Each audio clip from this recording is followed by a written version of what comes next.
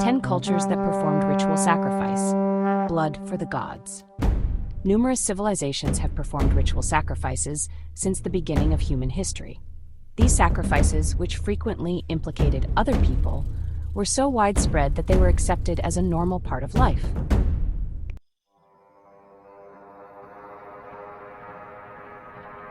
In these societies, there was always a chance of dying as a religious or cultural sacrifice. Being the one sacrificed was even considered an honor in some civilizations. Why and by whom did ritual sacrifice take place? The act of killing a living creature as an offering to a higher power is known as a ritual sacrifice. In certain situations, this greater force may represent society as a whole, although it is frequently perceived as a deity or gods.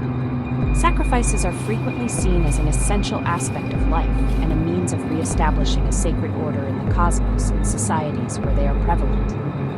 Ritual sacrifice is one of the oldest known forms of worship in history and has been practiced for thousands of years in societies all across the world.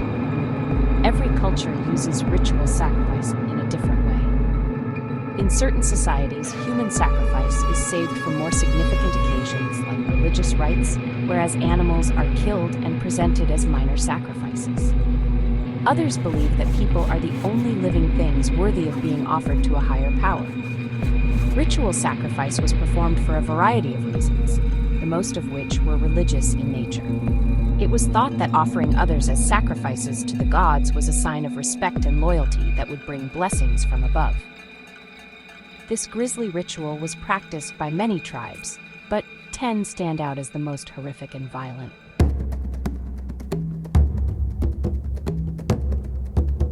1. Etruscan culture. The Etruscans, the first group on our list, were inhabitants of what is now Tuscany. Farmers made up the majority of the population, and they traded with neighboring areas like Greece and Carthage.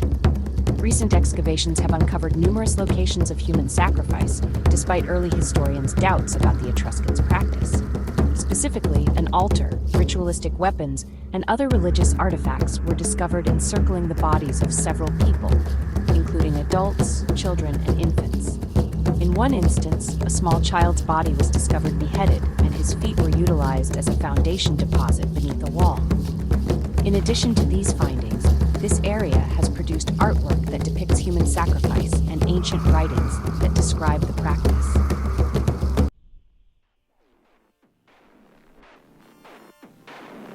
2. The Egyptians. Evidence suggests that the ancient Egyptians performed some sort of ritual sacrifice despite the fact that it is rarely acknowledged. The finding of sacrificial tombs in several areas has suggested that the ancient Egyptians offered a variety of religious sacrifices, some of which involved human beings. In several tombs, such as those of King Jer and King Ava, the bodies of their attendants have been interred here. Evidence suggests that these servants were sometimes buried alive alongside their owners. However, according to other accounts, these servants were sacrificed when their lord passed away so they may serve him in the hereafter. This was especially typical for Pharaoh's attendants. The sacrifice of living slaves soon ceased as a result of cultural shifts, and symbolic symbols took their place.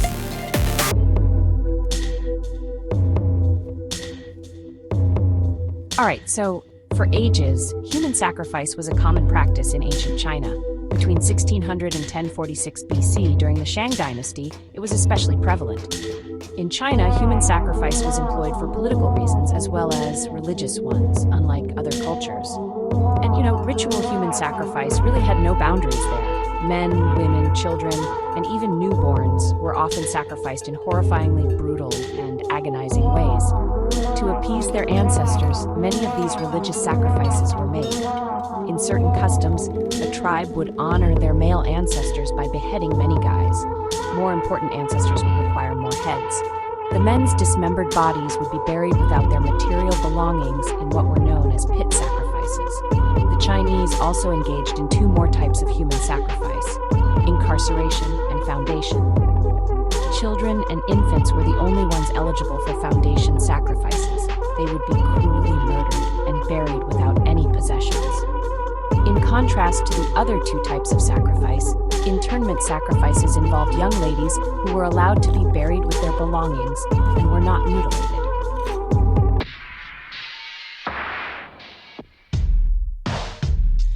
Moving on, ritual sacrifice was a common method of appeasing the gods in the Inca society. Earthquakes, floods, and volcanic eruptions were among the numerous natural calamities that the Incas had to deal with at the time.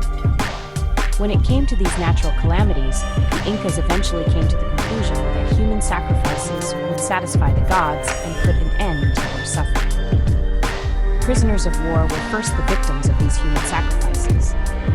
They started using children as human sacrifices when using these people did not prevent natural disasters.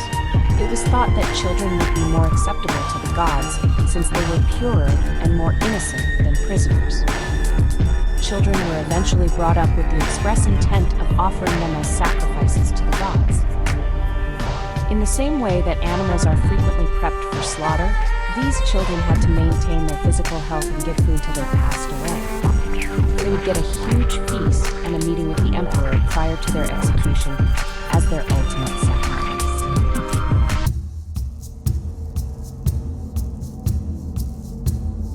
Few people are as well known for their ferocity as the Aztecs. The Aztecs were no strangers to violence, and they frequently sacrificed people for religious reasons. The main motivation for these sacrifices was the conviction that if they did not give the gods enough, the sun would perish. Human blood was revered as a vital energy in Aztec culture. Their principal deity, Huitzilopochtli, stood for the sun. They felt that in order for Huitzilopochtli to continue blessing them and enabling them to live on Earth, he needed a portion of this life energy. Some people would even offer to be sacrificed in order to keep the light shining, since this belief was so powerful. When they were no longer in need of prisoners of war, they would also sacrifice them. These ruthless ceremonial sacrifices were carried out in public. To get to the priest, the victims would have to ascend several flights of stairs to the top of the temple. Then, from the throat to the pelvis, the priest would cut open their torsos.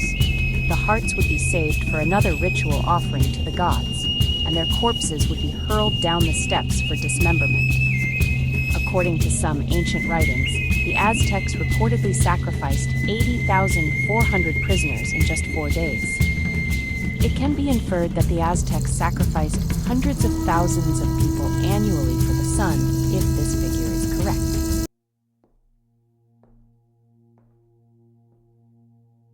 So, ritual sacrifice was a common practice in ancient Israelite society, according to a number of scriptures. According to some academics, a particular group of ancient Israelites actually worshipped the Canaanite god Moloch by offering children as sacrifices. The Hebrew Bible even describes these sacrifices, which were frequently referred to as burnt offerings. The account of Abraham in the book of Genesis contains the most prominent reference to burnt offerings in the Hebrew Bible. In the narrative, God gives Abraham instructions to burn his son, Isaac, as a sacrifice. Abraham is stopped just before the killing by God, who informs him that it is merely a test to demonstrate his faith. Then, as a burnt offering, Abraham and Isaac present a ram instead. Despite its widespread popularity, this account does not verify the frequency of ritual offerings made by Israelites, or whether human sacrifice was actually practiced by the general population outside of the cult of Moloch.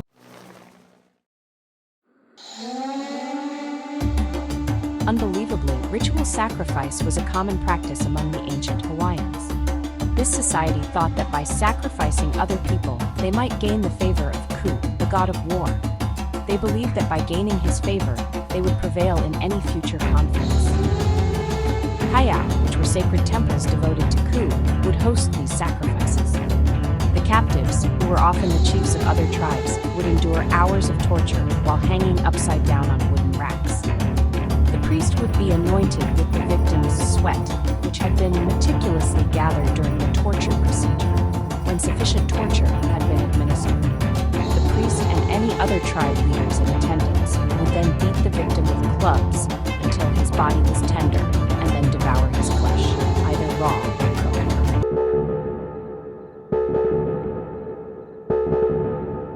Ritual sacrifice was nothing new to the Carthaginians, who were actually one of the wealthiest and most powerful civilizations in antiquity. They were particularly notorious for using children as cruel sacrifices to gain the favor of the gods. Since infants were seen as the purest form of life that might be delivered to the gods, they made up the majority of the victims. These baby sacrifices, according to certain historians, were performed for reasons other than religious ones. Because of their wealth and power, it is said that the Carthaginians feared overpopulation since it would exhaust their resources. Giving up children would have seemed like a simple way to manage the population, especially since abortion was not yet widespread. These sacrifices could have also been influenced by family affluence. The more children a family had, the less equally their wealth would be divided. It's possible that some families sacrifice their babies in order to keep their families small and continue to prosper.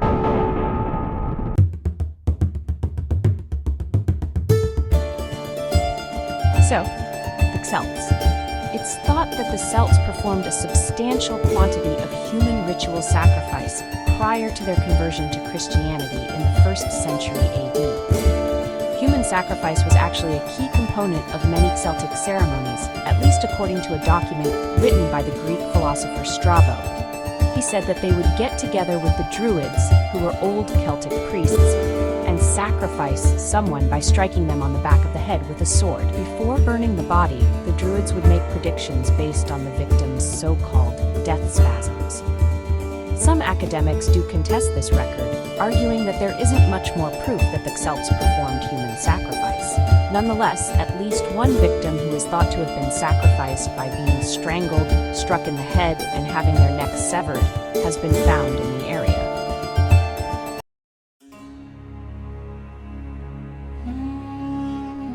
Next up, people from Mesopotamia. The Mesopotamians, the final group on this list, lived between 8000 and 2000 BC in what is now Iraq, Kuwait, and Syria. During this long period, the Mesopotamians frequently performed ritual sacrifices as a major component of the elite's funeral rites. Servants, warriors, and other palace attendants would be sacrificed to continue serving their masters in the afterlife. Just like the Egyptians did, these people are thought to have been slain by a pike driven through their heads, based on the remains that were found. Their bodies would be decorated around their lord once they were sacrificed. They would frequently be buried with whatever equipment, such as weapons or headdresses, that they would require to carry on serving their lords.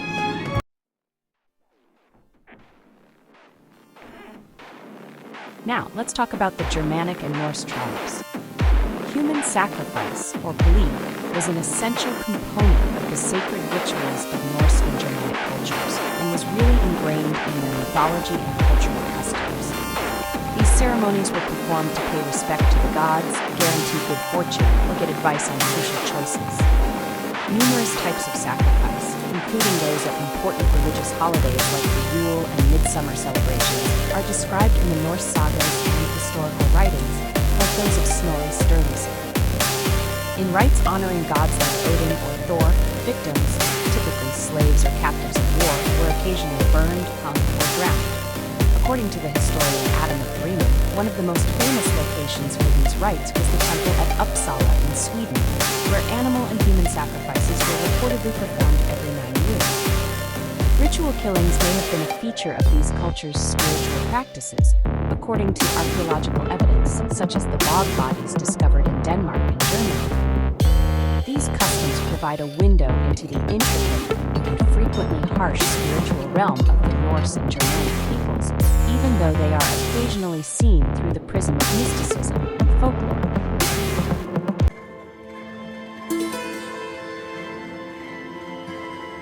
India in the past.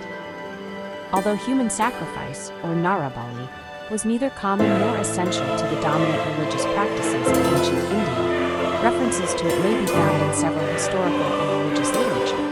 Narabali is frequently mentioned in local folklore and some tantric texts, indicating that it was more of an esoteric or regional ritual than a general practice. There are references to human sacrifice in ancient Indian texts such as the Vedas and Puranas, although they are frequently made in symbolic or metaphorical contexts. There is evidence that these references were later construed to mean the sacrifice of one's ego or wants, rather than actual human life. There is little archaeological evidence of human sacrifice in ancient India, which suggests that if it did happen, it was probably extremely uncommon and not a part of the customary religious rites, which mostly concentrated on offerings like grains, plants, and plants. This lack of evidence suggests a society in which the idea of human sacrifice was not so much a common ceremonial practice as it was a mythological or symbolic component.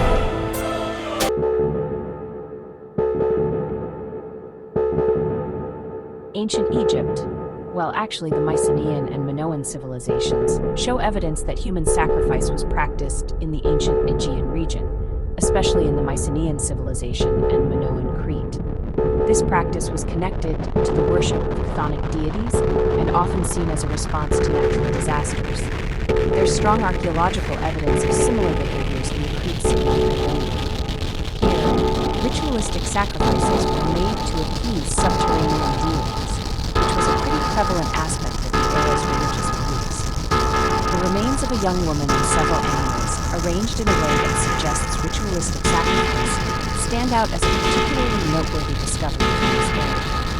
This finding, along with others, like the bones of a young man and children with knife marks, clearly shows that the Minoan culture engaged in sacrificial rituals.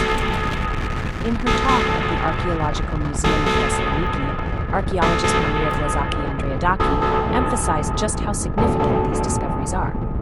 She connected them to the idea of purifying sacrifices, which is actually a common theme in Greek mythology. The discovery of evidence of human and animal tributes in the Mycenaean castle in Kydonia is especially illuminating. It's thought that these sacrifices were made in reaction to a major natural calamity, most likely an earthquake followed by a fire. It's believed that the ritualistic acts, such as the mutilation of the young woman's remains alongside those of animals, were an attempt to placate chthonic energies and shield the society from other malevolent forces. The archaeological finds of Kydonia, like the skull of a young girl and animal skulls, all showing signs of ritualistic treatment and arrangement, suggest a sophisticated ceremonial system that followed natural disasters. In addition to revealing the order of events, an earthquake, a fire, and then the ceremonial sacrifices, these discoveries offer a unique and priceless window into the religious rituals and beliefs of the ancient Aegean region. All this evidence really emphasizes just how important ceremonial human sacrifice was to these ancient societies' communal and spiritual lives, especially during difficult and uncertain times.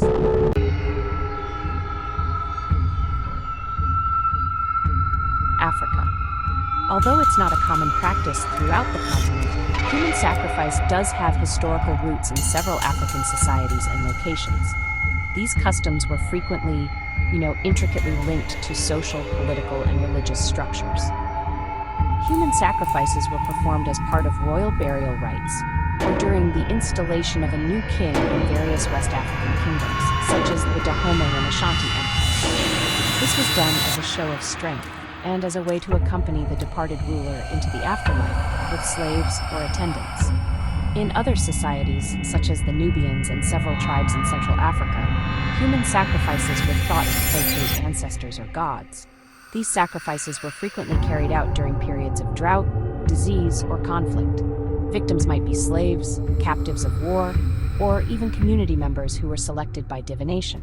Additionally, human sacrifice was practiced in East Africa, especially among Ugandan tribes like the Buganda, for a variety of reasons, including religious beliefs and royal whims. Human sacrifice was a powerful ceremonial act with deep symbolic meaning, and it was intended to preserve or restore the cosmic and social order, despite the fact that it took many different forms throughout the continent.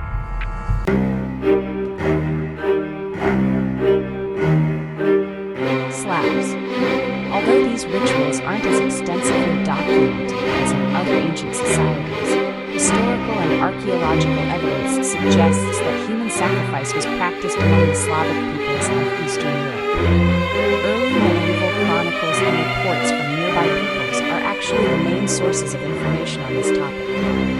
According to these texts, human sacrifice was associated with religious rites among the Slavs, especially in the worship of their gods, like the thunder deity Perun and the soil, wealth, and underworld god Veles. Sacrifices were thought to guarantee the land's fertility, military triumph, or relief during hunger or illness. Rituals were generally performed in sacred woods or rivers, and they were often accompanied by a variety of ceremonial activities.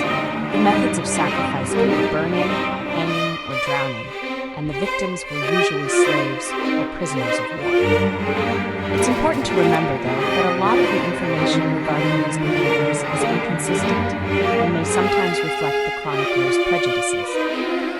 As with many ancient customs, it's really necessary to carefully examine the available historical and archaeological data to understand the precise type and scope of human sacrifice among the Slavic peoples.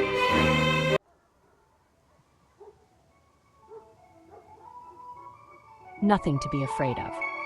Thankfully, the practice of ceremonial human sacrifice has declined. Only a few locations still carry out this kind of sacrifice, and it is, well, frequently carried out covertly, according to contemporary experts. Due to changes in religion and modern legislation, human sacrifice is today recognized as murder on a global scale.